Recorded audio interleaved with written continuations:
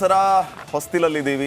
ಈ ಸಂದರ್ಭದಲ್ಲಿ ಮೈಸೂರು ಊರಿನ ಹೆಸರೇ ಚೇಂಜ್ ಮಾಡುವಂತಹ ಒಂದು ಬೆಳವಣಿಗೆಗಳು ಆಗ್ತಾ ಇದೆ. ಮೈಸೂರು ಬದಲಿಗೆ ಮಹಿಷ ಊರು ಆಗಬೇಕು ಅಂತ, ಮೈಸೂರು ಬದಲಿಗೆ ಮಹಿಷೂರು ಅಂತ ಬದಲಾವಣೆ ಆಗಬೇಕು ಅಂತ ಮತ್ತೊಂದು ವಿವಾದದ ಕಿಡಿಯನ್ನ ಹಚ್ಚಿದೆ ಮಹಿಷ ದಸರಾ ಸಮಿತಿ. ಆಹ್ವಾನ ಪತ್ರಿಕೆಯಲ್ಲಿ ಮಹಿಷೂರು ಅಂತಾನೆ ಮುದ್ರಣ ಮಾಡಿದ್ದಾರೆ ಅವರು. ಚಾಮುಂಡಿ ಬೆಟ್ಟಕ್ಕೆ ಮಹಿಷ ಬೆಟ್ಟ ಅಂತಾನೂ ಕೂಡ ಮುದ್ರಣ ಮಾಡಿದ್ದಾರೆ.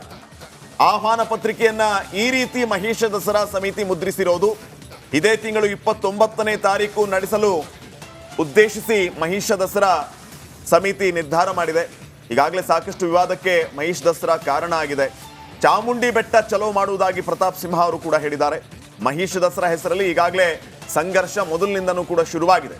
ಈ ಮಧ್ಯೆ ಮಹಿಷ ದಸರಾ ಸಮಿತಿಯವರು ಮಹಿಷೂರು ಅಂತ ಹೆಸರನ್ನ ಬರೆದು ಮುದ್ರಣ ಕೂಡ ಮಾಡಿದ್ದಾರೆ. ತಾವು ಆಮಂತ್ರಣ ಪತ್ರಿಕೆಯಲ್ಲಿಯೂ ಕೂಡ ಅದನ್ನ ಗಮನಿಸ್ತಾ ಇದ್ದೀರಿ ಸ್ಕ್ರೀನ್ ಮೇಲೆ. ಮುಖ್ಯವಾಗಿ ನಾವು ಮೊದಲಿಂದಾನೂ ಕೂಡ ಗಮನಿಸಿದ್ದೀವಿ, ಮೈಸೂರು ದಸರಾ ಅಂತ ಬಂದಾಗಲೇ ಈ ಮಹಿಷ ದಸರಾ ಅನ್ನೋದ್ರ ಬಗ್ಗೆ ಭಾರಿ ಚರ್ಚೆ ಆಗುತ್ತೆ.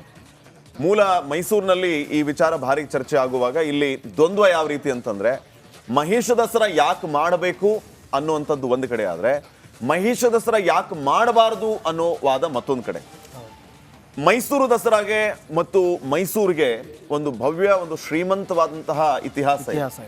ಆ ಇತಿಹಾಸವನ್ನ ನೋಡಿದಾಗ ಮಹಿಷ ದಸರಾಕ್ಕೆ ಜಾಗ ಇತ್ತ, ಇತಿಹಾಸದಲ್ಲಿ ಮಹಿಷ ದಸರಾಗೆ ಜಾಗ ಇತ್ತ, ಇತ್ತೀಚೆಗೆ ಯಾಕೆ ಇದು ಪ್ರವರ್ಧಮಾನಕ್ಕೆ ಬಂತು ಅನ್ನೋದ್ರ ಬಗ್ಗೆ ಭಾರಿ ಚರ್ಚೆ ಆಗ್ತಾ ಇರೋದು ಒಂದು ಕಡೆ ಆದ್ರೆ, ಮಹಿಷೂರು ಅಂತ ನಾಮಕರಣ ಮಾಡುವುದರ ಹಿಂದೆ ಇರುವಂತ ಉದ್ದೇಶ ಏನು ಅನ್ನೋದ್ರ ಬಗ್ಗೆ ಭಾರಿ ಚರ್ಚೆ ಆಗ್ತಾ ಇದೆ. ಈ ಹಿಂದೆ ಪ್ರತಾಪ್ ಸಿಂಹ ಸಂಸದರಾಗಿದ್ದ ಸಂದರ್ಭದಲ್ಲಿ ಇದ್ರ ಬಗ್ಗೆ ಬಹಳ ಪ್ರಬಲವಾದ ಧ್ವನಿ ಎತ್ತಿದ್ರು ಅವರು.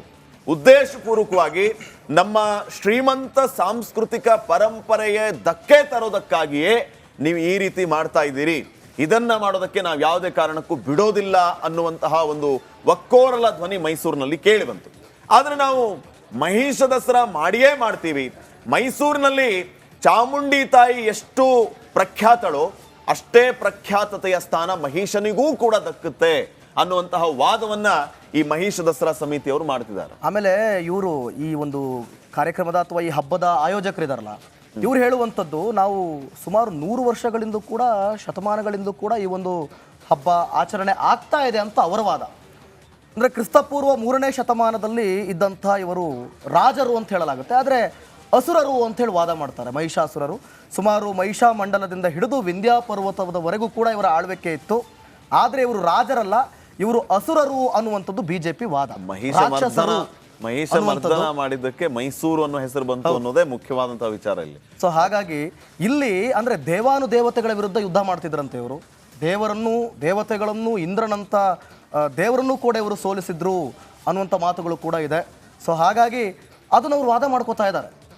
ನಾವು ಆಚರಣೆ ಮಾಡ್ತೀವಿ, ಜೊತೆಗೆ ಚಾಮುಂಡಿ ಬೆಟ್ಟದಲ್ಲಿ ನಿಮಗೆ ಮಹಿಷಾಸುರನ ವಿಗ್ರಹ ನೀವು ನೋಡಿರ್ಬೋದು, ಹೋದ ಕೂಡಲೇ ಮೇನ್ ಹೈಲೈಟ್ ಕಾಣೋದೇ ಅದನ್ನು ಕೂಡ ಅವರು ಸಮರ್ಥನೆ ಮಾಡ್ಕೋತಾರೆ. ಬಹಳಷ್ಟು ಬಾರಿ ನಾನು ಮೈಸೂರಿನಲ್ಲಿರುವಂಥ ಸಂದರ್ಭದಲ್ಲಿ ಕೂಡ ಈ ಚರ್ಚೆಗಳು ಆಗಿದೆ. ಇದೇ ವಿಚಾರಕ್ಕೆ ಸಂಬಂಧಪಟ್ಟಂತೆ ದೊಡ್ಡ ದೊಡ್ಡ ಪ್ರತಿಭಟನೆಗಳು ಕೂಡ ಆಗಿದೆ, ಗಲಾಟೆಗಳು ಕೂಡ ಆಗಿದೆ. ಆದರೆ ಬಿಜೆಪಿಯವರ ವಾದ ಏನು, ರಾಕ್ಷಸರನ್ನು ನೀವು ಮೆರೆಸ್ತಾ ಇದ್ದೀರಿ, ಇದು ಎಷ್ಟರ ಮಟ್ಟಿಗೆ ಸರಿ ಅನ್ನುವಂಥ ವಾದವನ್ನು ಅವರು ಮಾಡ್ತಿದ್ದಾರೆ. ಕಾದ್ ನೋಡೋಣ, ಈಗ ಊರ ಹೆಸರೇ ಬದಲಾಗುವಂಥ ಸಾಧ್ಯತೆಗಳು ಕಂಡು ಬರ್ತಾ ಇದೆ. ಓಕೆ, ಮುಂದಿನ ಸ್ಟೋರಿಯನ್ನು ನಾವು ನೋಡ್ತಾ ಹೋಗೋಣ. ಮೂಡ ಹಗರಣದ ವಿಚಾರಕ್ಕೆ ಸಂಬಂಧಪಟ್ಟಂತೆ ಸಿಎಂ ಸಿದ್ದರಾಮಯ್ಯ ವಿರುದ್ಧ ಇವತ್ತೇ ಎಫ್ಐಆರ್ ದಾಖಲಾದರೆ ಮೈಸೂರು ಲೋಕಾಯುಕ್ತ ಈಗಾಗಲೇ ಕಾರ್ಯಪ್ರವೃತ್ತ ಆಗಿದೆ. ಮುಖ್ಯಮಂತ್ರಿಗಳ ವಿರುದ್ಧ ಎಫ್ಐಆರ್ ದಾಖಲಾಗೋದಕ್ಕೆ ಎಲ್ಲಾ ರೀತಿಯ ಸಿದ್ಧತೆಯನ್ನ ಮಾಡಿಕೊಂಡಿದೆ. ಕೋರ್ಟ್ ಆದೇಶ ಪ್ರತಿಯನ್ನ ಈಗಾಗಲೇ SP ಉದೇಶ್ ಅವರು ಪಡೆದಿದ್ದಾರೆ.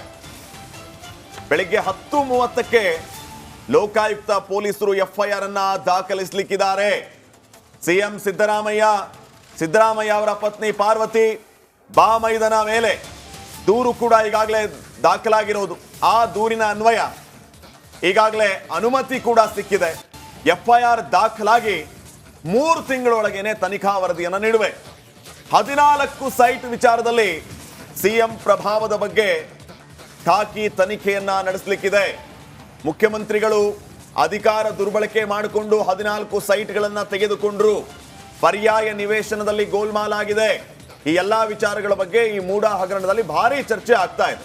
ಈಗ FIR ದಾಖಲಾಗಿ ತನಿಖೆ ಯಾವ ರೀತಿ ನಡೆಯುತ್ತೆ ಅನ್ನೋದು ಪ್ರಶ್ನೆ ಆಗಿದೆ. ಈ ಬಗ್ಗೆ ಇನ್ನಷ್ಟು ಮಾಹಿತಿಯನ್ನ ನೀಡ್ತಾರೆ ಪ್ರತಿನಿಧಿ ವಿನೋದ್. ಈಗ ಮೈಸೂರಿನಿಂದ ನೇರ ಸಂಪರ್ಕದಲ್ಲಿ ಜಾಯಿನ್ ಆಗ್ತಿದ್ದಾರೆ. ವಿನೋದ್, ಈಗ ಪ್ರಶ್ನೆ ಇರೋದು, ಒಂದು ಸಾರಿ CM ವಿರುದ್ಧ FIR ದಾಖಲಾಯಿತು ಅಂತಂದ್ರೆ ವಾಟ್ ನೆಕ್ಸ್ಟ್ ಅನ್ನುವಂತಹ ಪ್ರಶ್ನೆ ಇದೆ. ಕಾಂಗ್ರೆಸ್ ಪಾಳೆಯದಲ್ಲಿ ಈಗಾಗಲೇ ಮುಂದಿನ CM ಯಾರು ಅನ್ನೋದ್ರ ಬಗ್ಗೆ ಭಾರಿ ಚರ್ಚೆ ಆಗ್ತಾ ಇರೋದು ಒಂದು ಕಡೆ ಆದ್ರೆ, ಮುಖ್ಯಮಂತ್ರಿ ರಾಜೀನಾಮೆಯನ್ನ ಕೊಡಲೇಬೇಕು ಅಂತ ವಿಪಕ್ಷ ದೊಡ್ಡ ಮಟ್ಟದಲ್ಲಿ ಹೋರಾಟಗಳನ್ನ ಮಾಡ್ತಾ ಇದೆ. ಅಫ್ಕೋರ್ಸ್ ಇವತ್ತು ಮೈಸೂರಿನಲ್ಲೂ ಕೂಡ ಶಕ್ತಿ ಪ್ರದರ್ಶನ ಆಗ್ಲಿಕ್ಕಿದೆ. ಏನಾಗ್ಬೋದು ಸಾಧ್ಯಾಸಾಧ್ಯತೆಗಳ ಬಗ್ಗೆ ತಾವು ಮಾಹಿತಿಯನ್ನ ನೀಡೋದಾದ್ರೆ?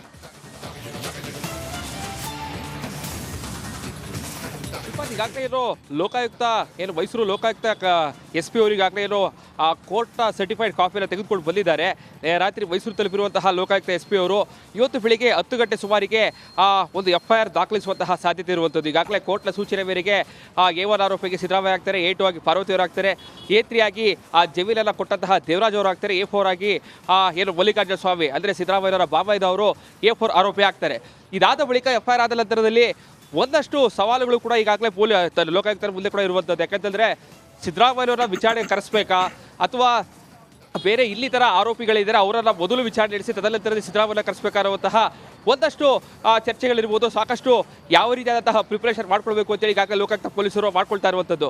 ಭಾಳ ಪ್ರಮುಖವಾಗಿ ಈಗಾಗಲೇ FIR ಆಗ್ತಿದ್ದಾಗಲೇ ವಿಚಾರಣೆ ಕರೀತಾರೆ ಅಂತಲ್ಲ, ಭಾಳ ಪ್ರಮುಖವಾಗಿ ಆ ಒಂದು ಅಂದರೆ 14 ಸೈಟ್ಗಳ ಪಡೆದಿರುವಂತಹ ವಿಚಾರವಾಗಿ 96 ಅದಾದ 96ನೇ ಇಸ್ವಿಯಿಂದಲೂ ಕೂಡ ಏನೇನೆಲ್ಲ ಬೆಳವಣಿಗೆಗಳಾಗಿದೆ, ಜೊತೆಗೆ ಈಗಾಗಲೇ ಕೋರ್ಟ್ನ ಆದೇಶ ಪ್ರತಿಯಲ್ಲಿರುವಂತಹ ಕೆಲವೊಂದು ಅಂಶಗಳೇನಿದೆ ಆ ಒಂದು ಅಂಶಗಳ ಬಗ್ಗೆ ಫಸ್ಟ್ ಮೊದಲಿಗೆ ತನಿಖೆ ನಡೆಸ್ತಾರೆ.